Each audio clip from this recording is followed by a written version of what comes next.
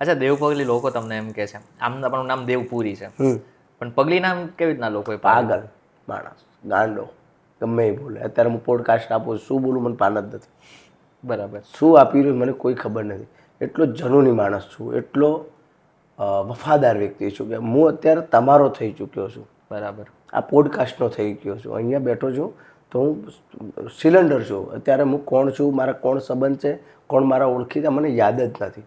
Only મારું mind તમારા પ્રત્યે જ ચાલ્યું. તમારા પ્રશ્નોનો મારે ખાલી જવાબ કેવો આપો એ જ ધ્યાન. એટલે આ જ ધૂની માણસ.